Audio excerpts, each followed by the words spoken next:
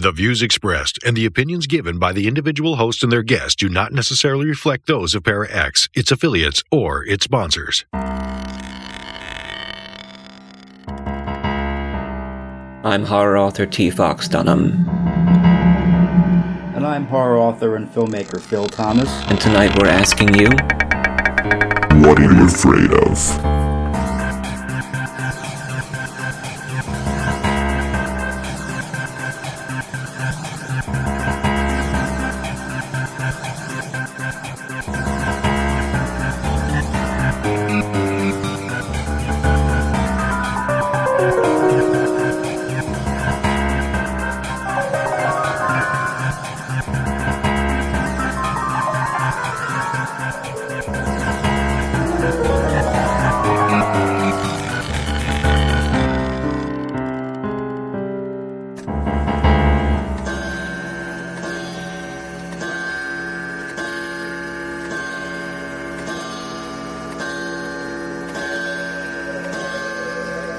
Philadelphia's horror home with hosts T. Fox Dunham and Phil Thomas.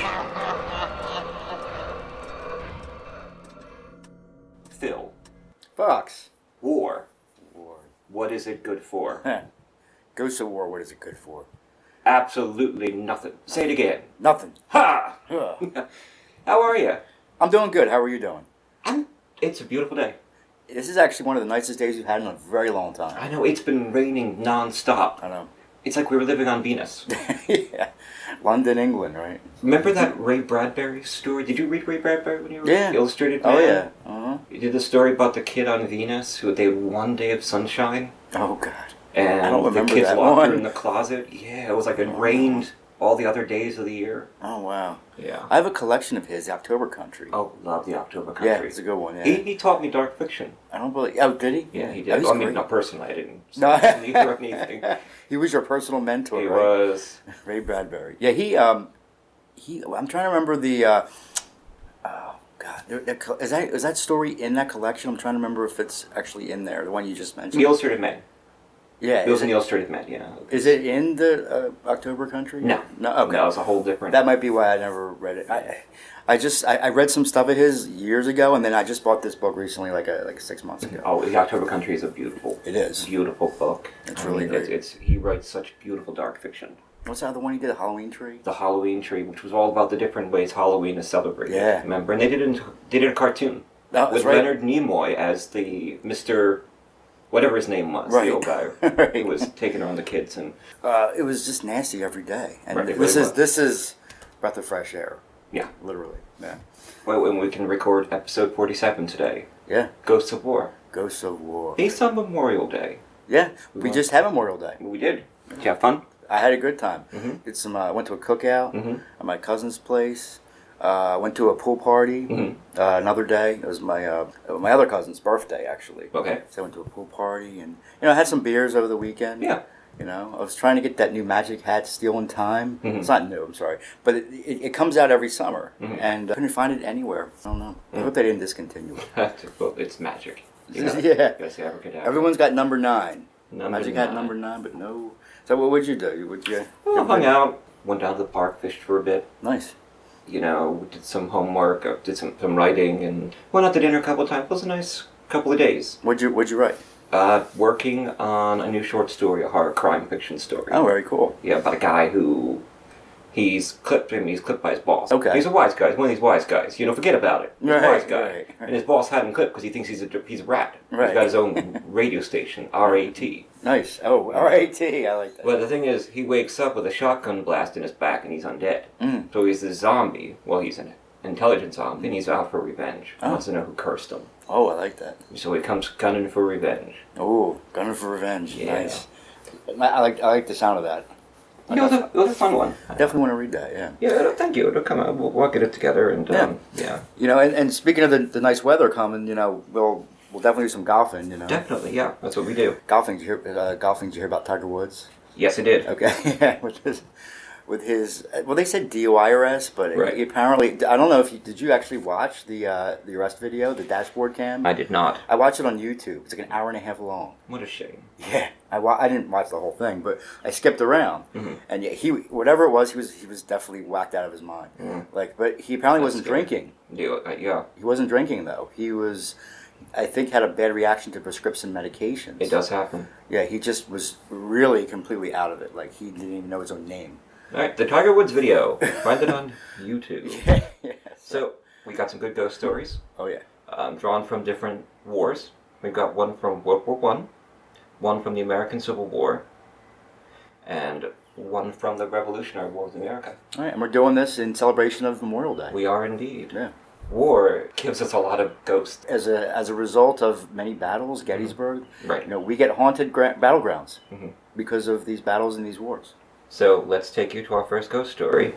The Ghost Cavalry of France from World War I on What Are You Afraid of? Horror and Paranormal Show. Your source for everything paranormal. Para X. The Ghost Cavalry of France, World War I. Recorded from historical sources by T. Fox Dunham. Read by Phil Thomas. Near the end of the First World War, by the town of Bethune, France, a captain in the British Army witnessed a strange phenomenon that baffled both sides of the battlefield.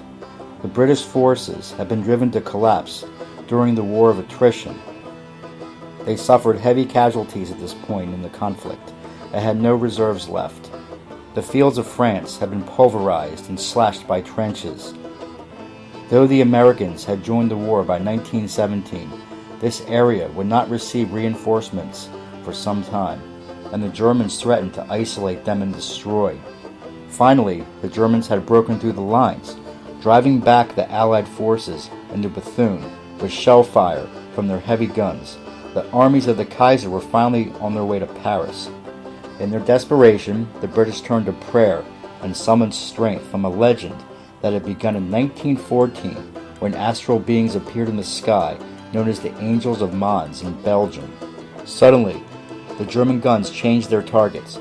The British troops watched as shells struck empty ground.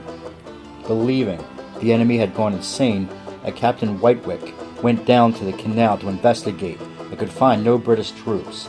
Just as soon as they'd started, the Germans stopped firing, and he watched a lark rise from the dirt. The bird sang a song that remained in the captain's heart until he died.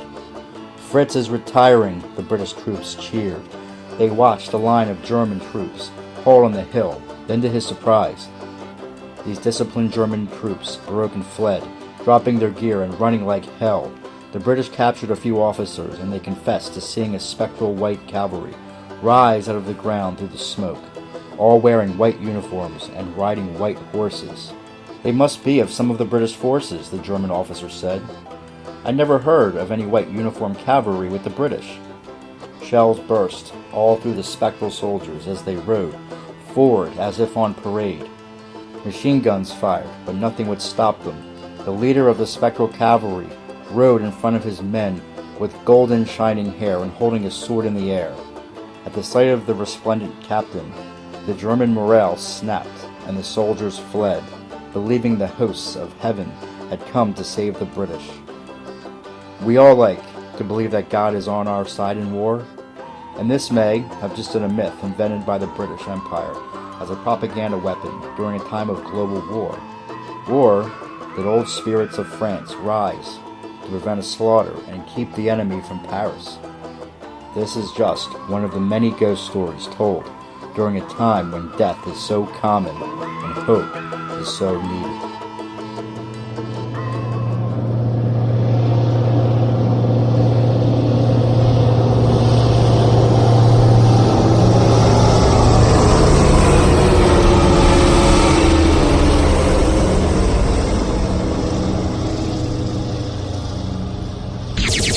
Your source for everything paranormal. Para X. Mercy, a new horror medical thriller from author T. Fox Dunham, published by Bloodbound Books. Based on the author's horrific battle with a rare form of lymphoma that involved intense chemotherapy and radiation, Fox turns the horror of his experience into terror on the page. William Saint is dying of cancer. On most days, death seems like a humane alternative to the treatment. Stricken with fever, William is rushed to Mercy, notorious as a place to send the sickest of the poor and uninsured to be forgotten, and finds the hospital in even worse condition than his previous visit. Willie's memories faded. He grabbed his the sack head of the scarecrow, picking at the exposed chicken wire to hold them in. However, the memories fell out of the holes in his face. They wormed and crawled from the leather flesh and the old clothing of the scarecrow, then squirmed and wiggled down his body. The grounds are unkempt, the foundation is cracking, and like the wild mushrooms sprouting from the fissures of decay around it, something is growing inside the hospital. Something dark. Fangoria gives Mercy 3.5 out of 4 skulls. Dunham has channeled his many brushes with the other side into the exquisitely rendered, lyrical, supernatural hospital thriller Mercy. It's feeding on the sickness and sustaining itself on the staff, changing them, and now it wants Willie. Come now, Mr. Saint. Just a little more of that sweet milk. So salty and so good. You won't miss it. And we ever do so like our delicacies here at Mercy Hospital. Part medical horror, part supernatural suspense, Mercy is a hard-hitting fever dream of a novel. I enjoyed the hell out of it. Tim Wagner, author of The Way of All Flesh and Eat the Night. Available from Amazon, Barnes & Noble, and bookstores everywhere in both print and digital versions. Life is an addiction. Let go. Let it all burn. Hi, this is Tim from Comic Zen. We're located at 301A West Main Street in Lansdale, right near the intersection with Susquehanna Avenue. We have new comics, old comics, graphic novels, including comics made just for kids. Action figures, statues, comic supplies, board games, card games, and much more. We have a special order service for both comics and games, and we have a comic subscription service so you don't miss your monthly issues. So come to Comic Zen. Just don't upset the samurai ghost who haunts the store. And guess what, kiddies? Foxy and Philly will be recording live from Comic Zen in Lansdale every first Friday of the month. So come down and see us at 6 p.m. Eastern Time. Well, not then, because we will be recording live for the Philly Foxy Haunted Spooky Hour on ParaX Radio. And bring your ghost stories a little before or a little after, and we'll be glad to collect them at Comic Zen. First Fridays, at Comic Zen. Comic Zen. In Lansdale, PA. Your source for everything paranormal. ParaX. Very nice job reading that. Yeah. You know, you did a good job on that one. Thank you. Yeah, we kind of all pitched in this time. David Walton's, away right now, so. Right. So you read that one, I read the Civil War one, and Allison, my wife, read the last one. Right. So we got that done. And going pretty well. I mean, it's hard finding these stories. Yeah. Because a lot of them are copyrighted, a lot of them have been researched, and then, I don't know if you can copyright folklore, but people do. And so, you have to go back. I think you should be able to copyright I know. folklore. I mean, it's folklore. It's not, no one owns it. Right. It originated, some of them hundreds of years ago. Right. But so, I had to go back to the sources and sort of rewrite things based on them, but there we are. Yeah. But it was a nice Memorial Day, and there's ghost stories obviously come from war. I mean, there are so many stories of dead soldiers. One that I love is the tale of the Headless Horseman. Right. Which actually came from New Jersey. Yeah. There's a swamp up in the Brunswick area of New Jersey, and that's where the Headless Horseman originally started appearing. Really? And he's appeared to modern people. They'll go into these woods up there, either hike, it's like a nature preserve, it's a park, and people will see the Headless Horseman ride, the Hessian soldier riding to them, or riding at them, but it's just like a mirage. Right. It's not an interactive spirit. Wow. It's a movie playing over and over and over. Residual. It's a residual. Residual. Haunting. Yeah, there you go. Residual. Residual haunting. An echo in time. Right. And this is where Washington Irving got the idea. Did he actually see this? He heard the tales. Apparition, or he heard the tales? He was collecting history up in that area and exploring, and he heard the local tales in New Jersey, and of course he started in the Hudson Valley. Right. that wonderful Tarrytown area. Alice and I are going up there. Really? We're heading up the Hudson Valley. We're going to start in the Catskills. Nice. Work our way down. It was our anniversary. We're going to Tarrytown? Yeah, we're going to Tarrytown. We're going to go to the Catskills. We're just going to hit the Catskills and then drive down every day. Are you going to Sleepy Hollow? I don't know. No. I haven't quite worked it out yet. Okay. But we want to stop at the Shakespeare Festival. Nice, yeah. When are you guys going? Probably when she's done this semester. Okay. Yeah, it was our 2-year anniversary, wedding anniversary last Tuesday. Nice. So, but congratulations. Thanks. Nice. I know. Congratulate me in 10. But 2 years is still, it's still good. Yeah, we've certainly done a lot. Yeah. I know you love Headless Horseman, too. Oh, I do. Yeah, big fan. So we got to go up there. Yeah. And check it out. Yeah. In fact, I was planning a trip up there. It was last Halloween, last October. Some whatever reason, never got there. To Sleepy. They were doing a Sleepy Hollow festival up there in Tarrytown and Sleepy Hollow itself. Wow. Yeah, I mean, in your own time, when you get a chance, just look it up online. You'll see how they really go all out. Mm-hmm. Yeah, to celebrate this story, and they have the bridge up there. Mm-hmm. The location where the bridge was. Yeah. That Washington Irving based his story on. The bridge is no longer there. Mm-hmm. But you can still see where that spot was, and there's like a little plaque to commemorate where it was and everything like that. It was torn down many years ago, which is a shame. I would love to go up and actually see it. War is tragedy, and tragedy seems to breed ghosts. And thinking about one of the worst tragedies was the bombing of Hiroshima and Nagasaki, and there have been reported tales of shadow people. Oh. Haunting the areas when the atomic bombs detonated, and one was a fission bomb with uranium and one was a plutonium bomb. In fact, they had the fission bomb down, but when they got in the desert of Los Alamos, they were trying to create the plutonium bomb, which has a different fission rate, and they were generating a lot of plutonium, but they just didn't know how to make it work. So when they detonated the bombs at the blast site, the heat was so intense that it incinerated people, and it basically bleached the walls around where the people were burned, so that when that instant flash of light when they were standing there, their shadows were burned into the walls. But the shadows weren't burned in the walls, it's just the walls all around them were bleached white from the light. Yeah. And now in those areas, there have been reports of shadow people. Wow. Haunting and bringing tragedy. Oh, jeez. At the heart of where these blasts happen, and they're saying it's the people. What do you mean by bringing tragedy? What kind of tragedy? Ghosts bring tragedy, ghosts bring bad luck. We're talking Asian culture. Right. Obviously, ghosts are terrible luck. And it's such a strong belief that when these ghosts attach themselves to you, they'll do almost anything, those who are superstitious, to get rid of them because they bring nothing but misfortune and tragedy. Right. Have you heard of ghost brides? Or the corpse brides? Oh, yeah. Uh-huh. Where a member of the family dies and unmarried, and they don't want their ghost to be unhappy in the afterlife, so they actually get a body, do them up, marry them off, and then bury them next to the family member who died. Wow. This is a thing. Really? It causes grave robbing. Really? Yeah. Wow. Well, that's bizarre, though. Yes, what culture is that? That's China. Oh, really? That's China, yeah. Jeez. Ghost brides, yeah. It's a thing. It's illegal, but it's a thing. It's illegal. But they do it anyway. Wow. Not everyone's superstitious. Is that an ancient Chinese practice? Yeah, it goes back. Okay. It goes back. Ghosts are a big deal. But they're not still doing it, are they? Yeah, they are. There's a trade. There's a trade in dead bodies. There's a trade? Yeah. Oh, man.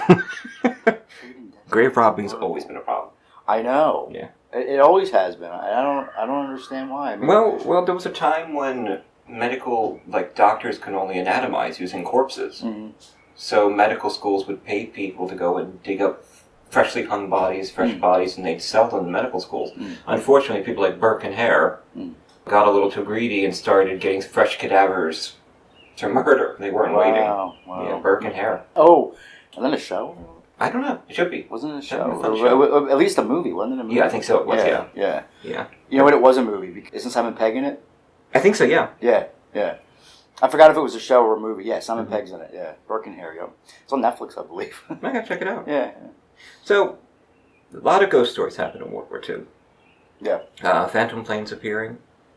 things like that. There was a radio operator on the SS Alkimos who worked on the ship. His name was Maud E. Stain. He was killed by one of the crew, and the crew then shot himself. Apparently, this ghost keeps coming back on that ship now. It happened during World War II. Wow. Things like that, strange, unexplained incidents keep happening, like up to 1963. And it crashed off a reef off the coast of Australia. And they kept seeing this ghost haunting from World War II. You know. Wow.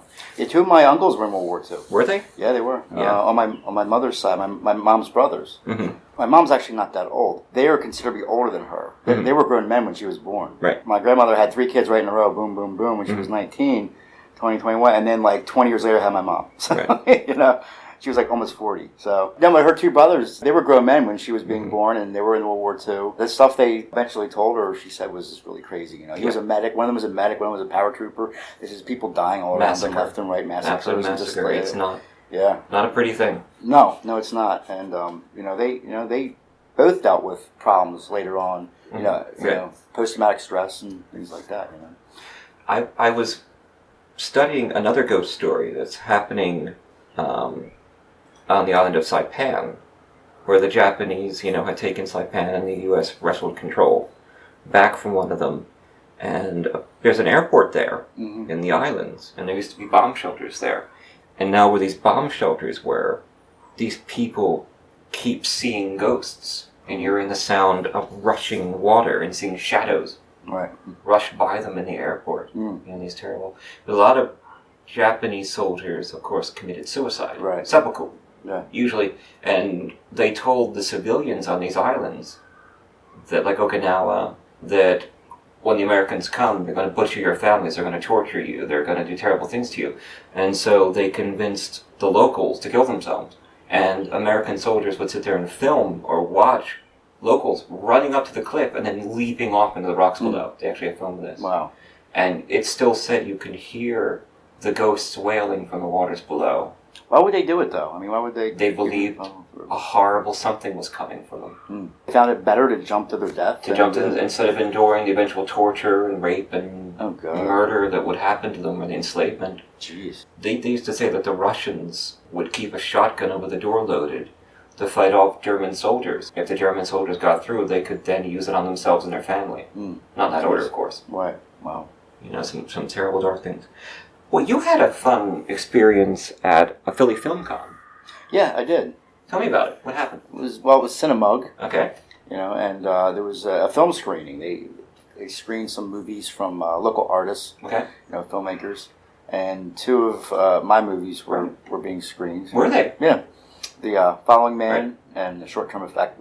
They were both, well received, I think. Definitely. They were good stuff. Yeah. And also another array of other films and artists that were there. I managed to capture some interviews too. I got some interviews with some of the heads of the people that were running it, and just other filmmakers that were there.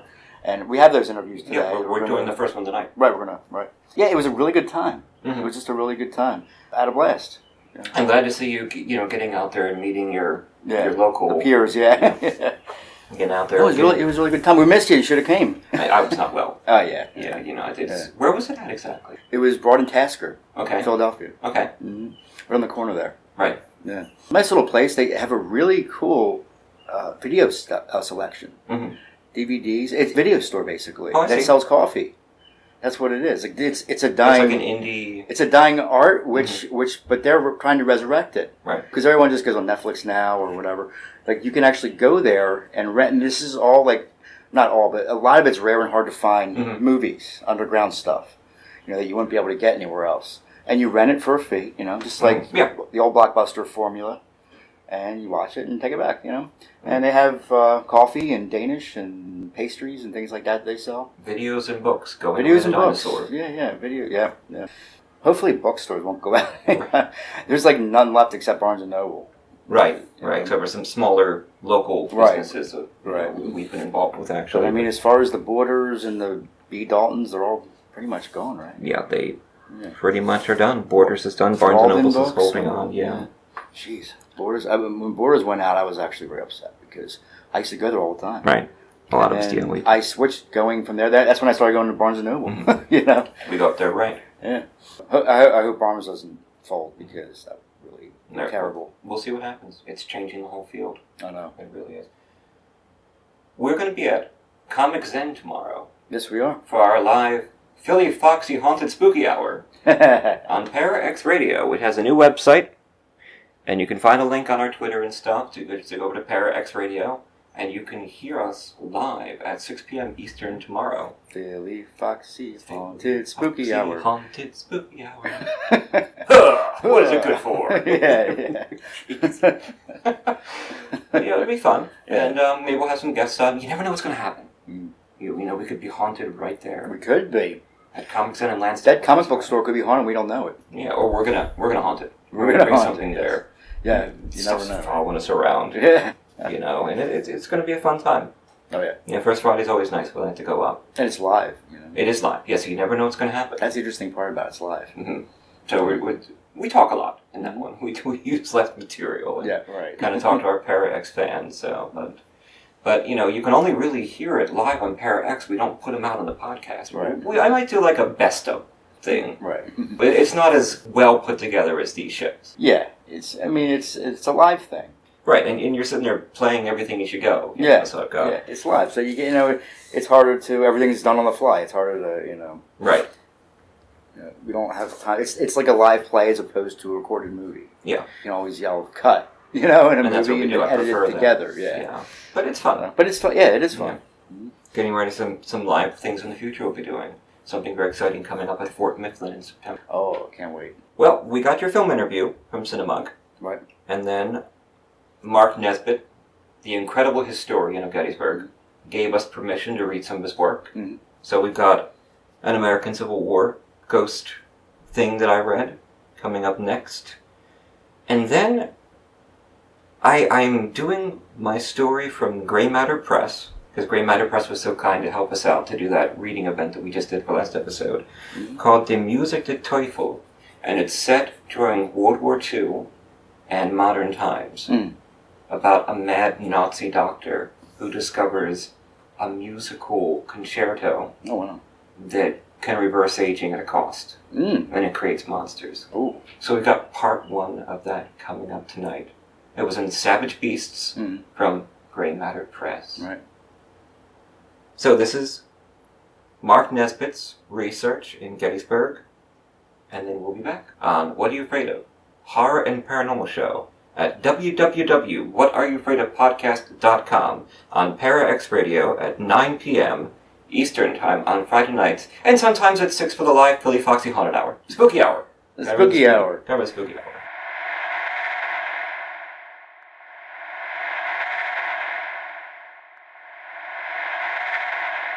Para X. Phil Thomas with What Are You Afraid Of podcast. I'm here with Veronica Kegel-Gilio and Norman Machera. Okay, why don't you guys tell me a little bit about all this, okay? We'll start with you, Veronica. Okay. Yeah, I conceived of the idea for this local film festival because I'm a horror writer. This is my latest novel, short stories in print, Terror in London, about Jack the Ripper type ghost stories. And I've been doing that for years now, and I've won a couple screenplay competitions. That's great. And I started doing screenplays with the help of Norm Machera, who encouraged me. Yes, and I have had several short films made, mostly Victorian ghost stories are my thing. Sounds great. And would you like to tell, where can we view these at? Well, right now, just at film festivals, because they were just made a couple years ago. That's great. And I got the idea to do this because over the years I've met other local filmmakers who have expressed frustration at not being able to get their work shown or not being able to enter film festivals because of high cost. Okay. And I got an idea to do this since Dracula is, as of this month, 120 years in print. Wow. And there are some local filmmakers that all would like to come out and celebrate that event and show their local films. And we got such a fantastic response that we're going to have a bigger event at the Hideaway Cafe in November. That's incredible. Hideaway Cafe, it's called? Cinema. Yeah, Hideaway Cinema? Yeah, in Somerdale, New Jersey. Somerdale. Okay. Yes. Norm is one of the people that encouraged me to get into filmmaking. He has a long history. He will tell you there's no more exciting time than this time to be in filmmaking because of all the, evolution of the industry. And it's now easier than ever to make films. And I agree. all the And opportunities within YouTube and Comcast and everything. So anyway, that's what started with this, and the response has just been so overwhelming that we're excited to have this here tonight at the Cinemug, and we hope it gets to be an even bigger event and that we can celebrate every year, and maybe even twice a year or more. That would be great. I mean, I would love to be a part of it in November. That would be great, you know. And would you like to explain who you are and what your role is? My name is Norma Cho. I've been making films for years. Actually, the film we're showing tonight is part of three films we made years ago with School of Visual Arts. And you figure, what do you do with shorts? But we made a wraparound. And it was the most expensive project we ever did. And it cost about $29,000. And that's a lot. That's a lot. Yeah. We could shoot it for $500 today, I'm sure. Yeah, exactly. Yeah, because you shot on film? Shot on film.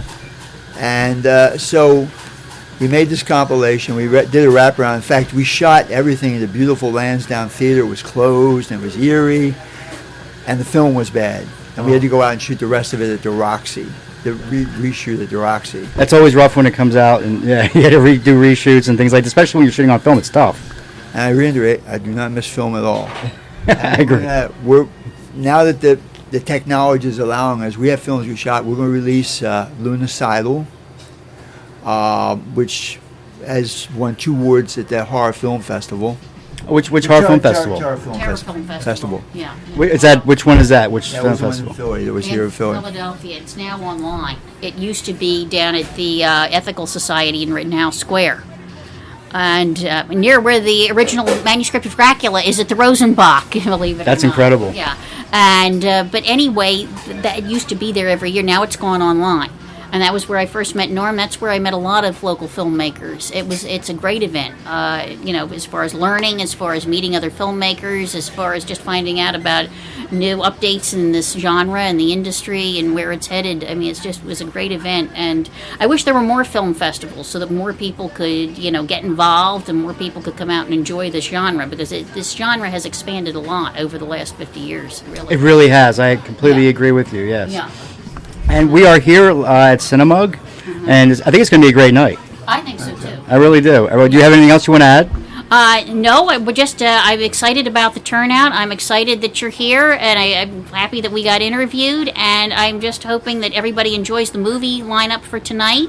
And I was impressed with the films that were submitted, and there were even more people that said they would like to submit if they were given more time to submit. So we're hoping to get the website up this summer so that people can submit, and so we can have an even bigger event in November. Okay, great. That sounds great. Was there anything else you would like to add before? If you can, check out our trailers. We're working on one now called The Serial Killer's Handbook, which is basically, I shot film over like a 45-year period that I figured, what am I going to do with? And then I decided we could make a fake documentary. So we make this total BS documentary, and it looks so real because at the time I didn't know what I was doing. Most of it shot on film. We have fake actors, and so if you get a chance, it's The Serial Killer's Handbook, and I think it's. And where can we find that? I mean, you can just see the trailers online on YouTube. YouTube? Okay. Do you have a channel or anything you want to plug or promote? Not yet. Okay. But we're working on that. And this is a really important project for me because me and my buddy started working on it. His name was Dan Rowan, and he passed away. And I'm sorry to hear that. Yeah, it was really rough. But we did improvs for like 20 years that are. It's like we're shooting a parallel universe, actually fitting into this thing. I'm sorry, I'm rambling, but this. No, you're fine. I was very excited, about this. So. That does sound exciting. It does. Well, we're gonna wrap it up here. I'm gonna hopefully do some more interviews with some of the filmmakers that came in there. We'll see you soon.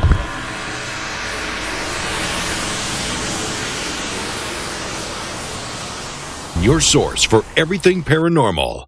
Para-X. A reading of ghost stories of Gettysburg. Spirits, apparitions, and haunted places of the battlefield. Ghost stories collected and written by celebrated ghost historian Mark Nesbitt. Read with permission from the author.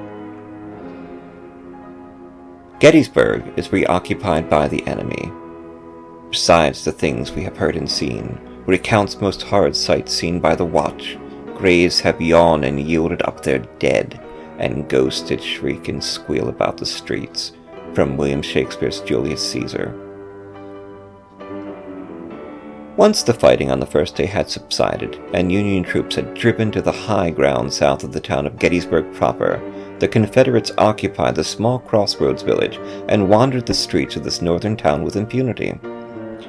Of the approximately 24,000 inhabitants of Gettysburg, many, mostly the men, fled the town with wagon loads of goods, personal possessions, and valuables while the battle raged.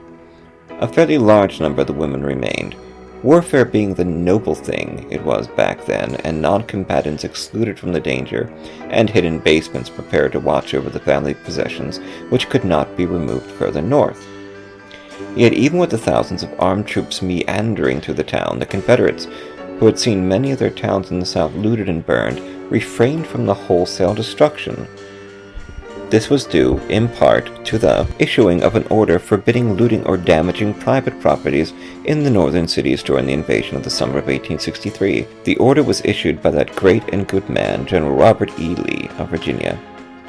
There were some instances of breaking down interior walls so that pickets could move more freely from window to window. There was at least one incident of molasses poured inside a home and feather pillows broken open over it, which sounds more like a schoolboy prank than an act of war against civilians. But for the nearly 3 days, Confederate troops wandered where they wished, or where they were ordered through the very streets traveled down by visitors to the battlefield. Darrell Jones grew up in Gettysburg, and like most native Gettysburgians, knows a great deal about the battle. A scholar athlete from Penn State, he missed being on the United States Olympic track team by about a meter. He works at Gettysburg College, and often speaks to a group of athletes from his old high school about the challenges of athletics and scholarship. One night, he related an event that happened to him as a child growing up in Gettysburg. He remembers it as being around a holiday, probably the 4th of July, coincidentally, the anniversary of the battle, when he and his family were having an evening visit with some friends who lived on Franklin Street. As the night wore on, one of the adults called to the others to look out the window. Darrell, as any curious child would, wandered over himself to see what the commotion was about. There, under a large tree about 100 feet away, was a gray, misty figure, seated, resting against the tree. So indistinct were his features that he could not possibly have been real. At 100 feet or less, anyone with an average vision could easily recognize another human being, but all agreed that there was something distinctly non-human about this human form. Darrell remembers seeing the figure casually puffing away on what appeared to be a cigar. They stood and watched the figure for 10 minutes or so, none of them, however, wanting in the least to examine the apparition more closely to see if it was a fellow traveler in this world, or a true ectoplasm from the next. They finally left the window, most with a ticklish feeling on the back of the neck we all occasionally feel when confronted with the unreal. When they returned to the window in a few minutes, the apparition had vanished. The house and tree are still there. Reminders not only of a time when Gettysburg was occupied by Southern soldiers, but when it was reoccupied by at least one Southern soldier, taking a brief rest from his eternal journey.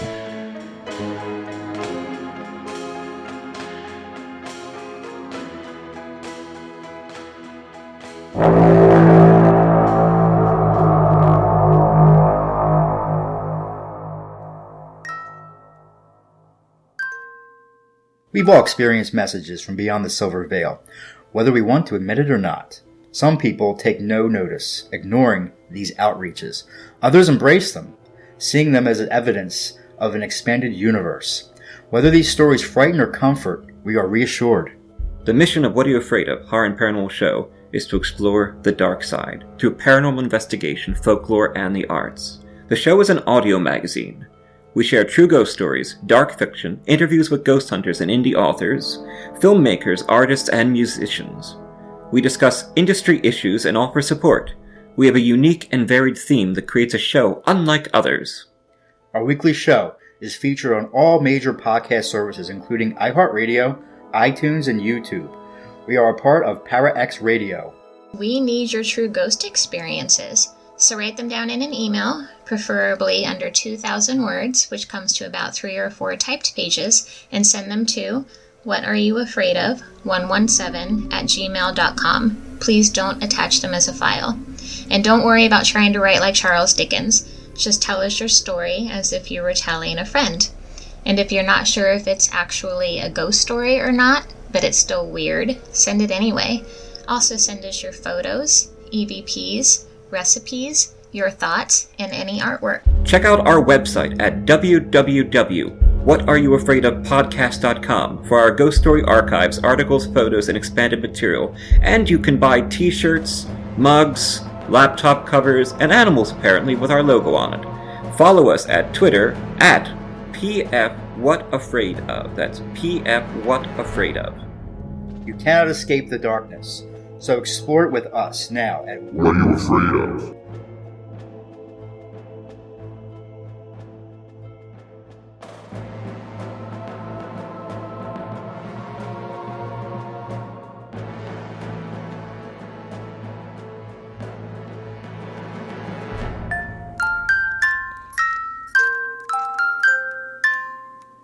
I am occult specialist, paranormal researcher, and independent consultant, Katie Montana Jordan, and this is What Are You Afraid Of? Horror and Paranormal Show on Para X Radio. Now, let's get your creepy on.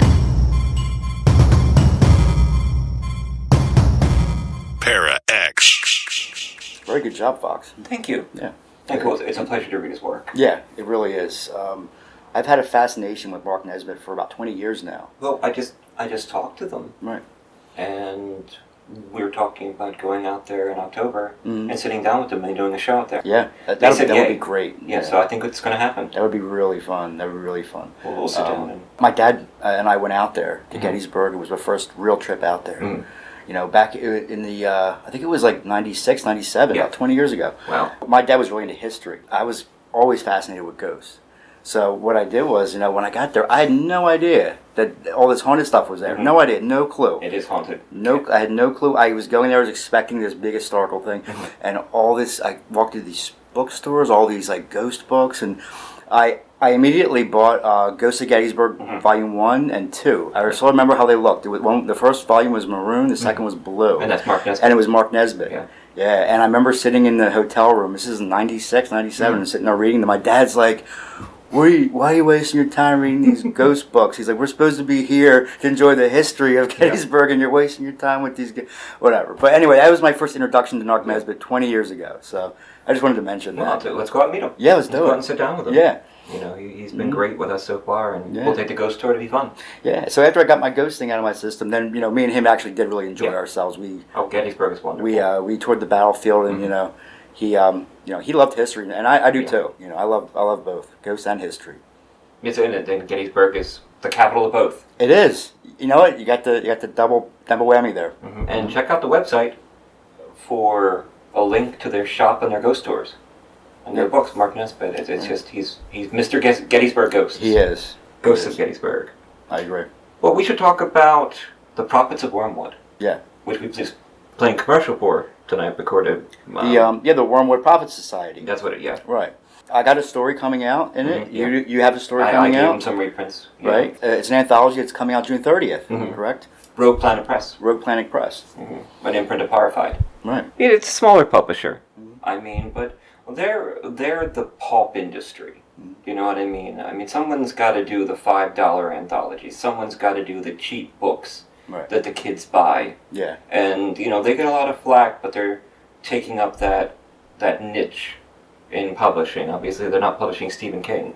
No. But they provide a wonderful level to the genre. Right. You know, and they give chances to authors that are just trying to get their feet wet. Right. You know, and Mark Slade's an old friend. Yeah.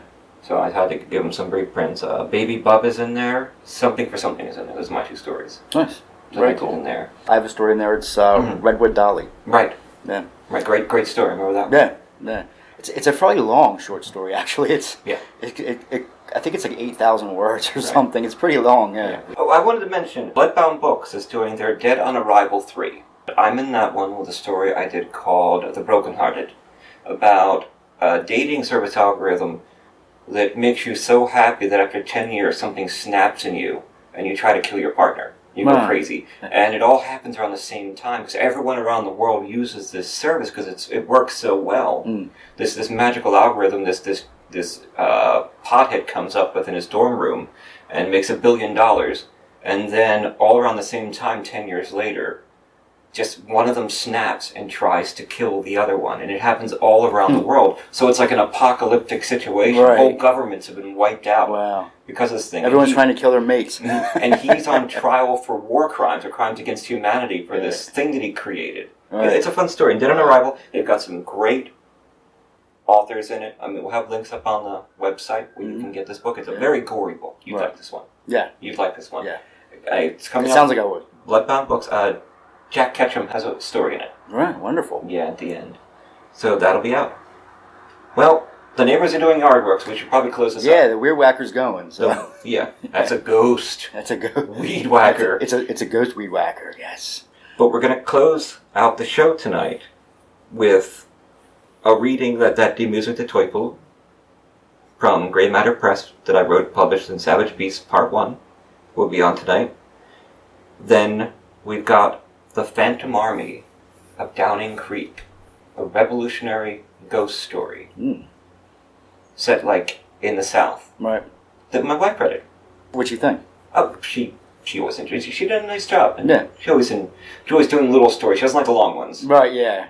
You know, but she reads them, and she's got a pleasant voice to hear with a ghost story. Yeah, I like her speaking voice. It's very nice. Did she like the story itself? Yeah. Did she enjoy it? Yeah, she enjoyed it. I mean, it's these are very gentle ghost stories. We're not talking about demons or boogeymen. Right. It's the one I read was pretty, low key, and I enjoyed it. That's the nature of folklore. Right.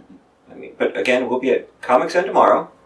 And we'll be back next week with a new episode. We'll be there at, we'll be starting around 6 p.m.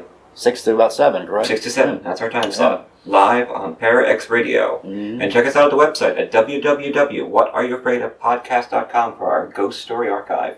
It's that scary word, live. Yes. Okay, we'll be appearing dead tomorrow. I didn't...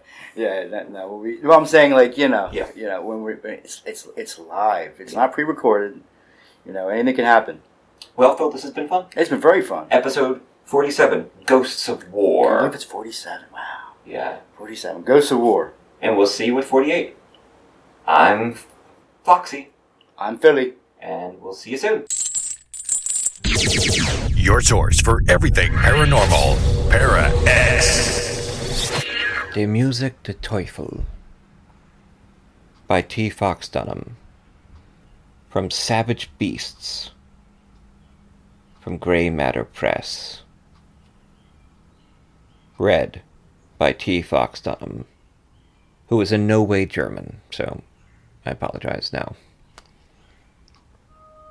This comes from the private journal of one Dr. Otto Kerner, Hauptsturmführer, SS, medical officer, assigned to Auschwitz-Birkenau camp. Auschwitz, Poland, 30th December, 1944. Subject 21. Polish male, age 42, laborer, Jew. He lasted 2 minutes longer than the previous subjects. Pulse normal, respiration normal. This may be because of the refinements I made to the opening chords, though I can't rule out other factors. His constitution was greater because of his background as a laborer, and he seemed better fed, unlike many of the starved subjects in the camp. Deterioration first showed in the eyes. The capillaries burst. Blood streamed from his sockets. As I approached the concerto's end, the subject became non-responsive and exhibited catatonia. Pulse slowed. Subject showed signs of accelerated aging. Wrinkles creased his face. All the color bleached from his skin. His hair turned silver. Then why? The subject expired exactly 66 seconds after I finished playing. I must complete an autopsy to determine the exact cause of death, but I suspect it would be heart failure, or another disease common to old age. So far, the transference of life has failed, and all of my subjects have expired. I cannot keep an audience. I felt a short burst of energy, a renewed vigor, but the effect was fleeting, and didn't improve my health in any measurable way. I've tapped into powerful magic, but cannot stabilize it. The premature cessation of the transference sent my body into shock. I nearly did not recover and required a night of rest and vitamin shots to stabilize my metabolism. I've lost 5 kilograms since the experiments began. My skin blackens in patches, scales harden along my thighs, and the nails on my fingers and toes turn purple. I am becoming something new. I wonder if I will be beautiful. The shadows come alive. I thought at first I was hallucinating, or it was a trick of the light. I work with little sleep, and the reek of the ovens and ash on the air keeps me awake. Last night I discovered a shadow feeding off of my body like a leech, perhaps to build its own. My bone became its bone. My blood spills into its veins. I feel my soul disintegrating, chewed and swallowed, giving form to the beast being born from my beautiful music and mutilations. I am sorry, my beloved Anna. I must finish. I am not coming home once this war ends.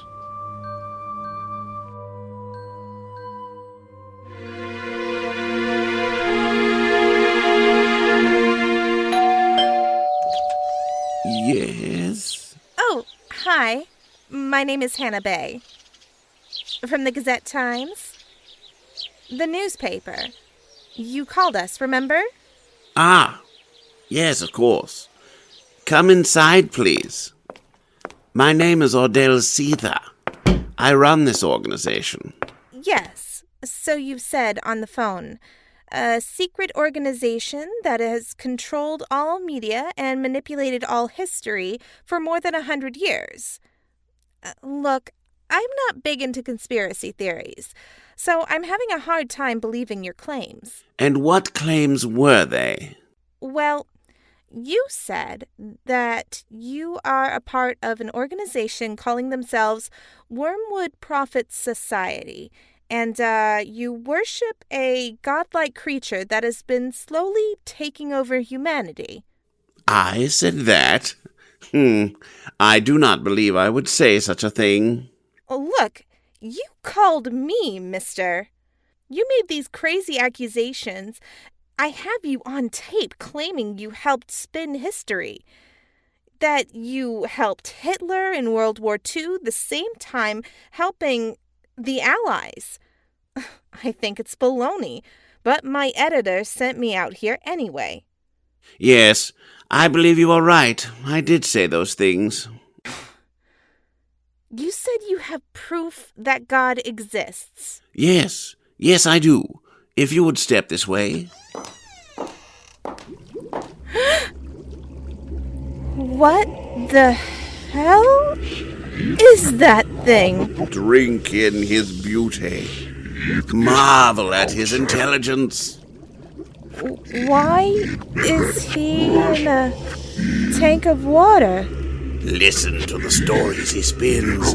Believe the truths he tells. I can't take my eyes off of it. He is forever nameless to his people, but we call him Wormwood, and we are his prophets. I can't take my eyes off of it.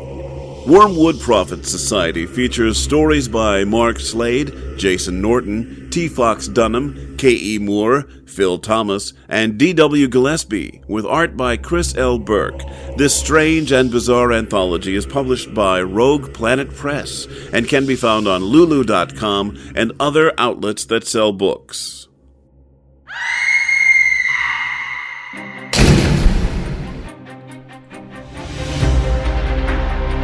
My name is Greg Bakken. I'm a writer, a producer, and a paranormal investigator. My favorite way of communicating with spirits is through using the spirit box, also known as a ghost box. I invite you to listen to me every Wednesday at 10 p.m. Central for interviews with people in the paranormal community and beyond. Plus, I will also include as much of my spirit box evidence as I can during my show. My name is Greg. Can you say Greg? Can you say Jeff? Greg. Jeff. Join me every Wednesday at 10 p.m. Central Time for Minnesota Ghost Box, only on Para-X Radio. The Phantom Army of Drowning Creek, North Carolina. Ghost story from the American Revolutionary War. Researched and written by T. Fox Dunham. Read by Allison Ledbetter. Recorded from the Revolutionary War Journal of American Colonel Henry Lee.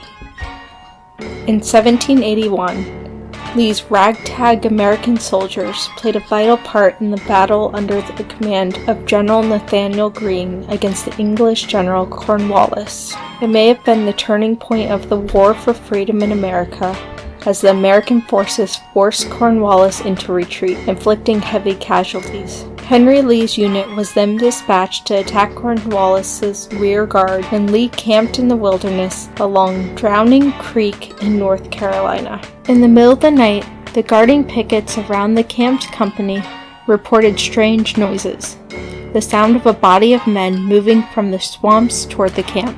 The duty officer ordered the bugles sounded and horse patrols called back. Then he alerted the sleeping unit, who grabbed their arms and prepared to defend.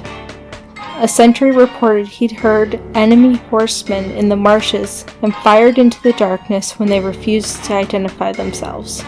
When Lee woke up, he was sure it was all in the minds of his battle-weary soldiers, and he was about to call off the alert when another report came in from a further sentry who had fired shots into the darkness at the phantom sounds. Lee worried and ordered a formation change as more reports came in about a phantom army in the marsh.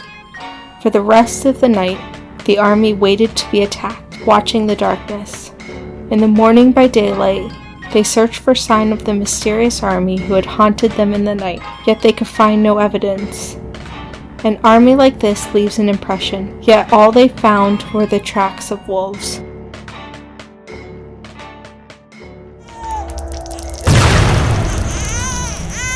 During the few moments that we have left, we want to talk right down to earth in a language that everybody here can easily understand.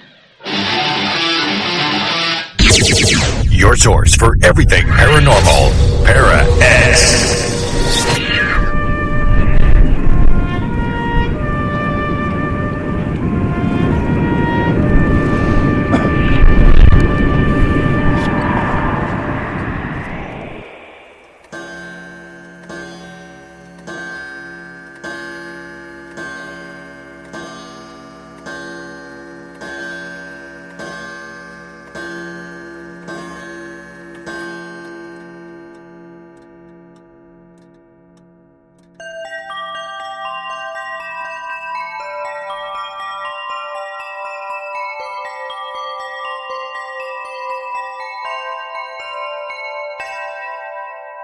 T. Fox Dunham lives in Philadelphia with his wife Allison.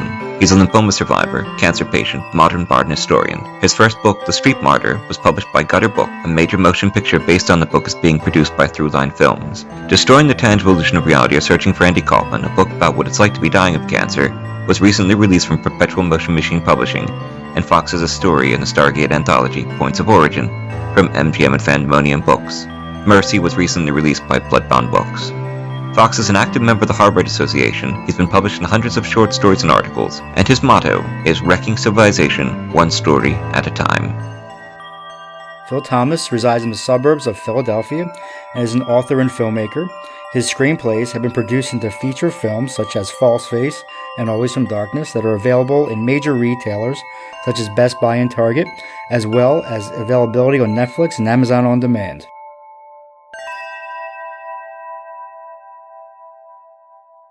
The views expressed and the opinions given by the individual host and their guests do not necessarily reflect those of Para-X, its affiliates, or its sponsors.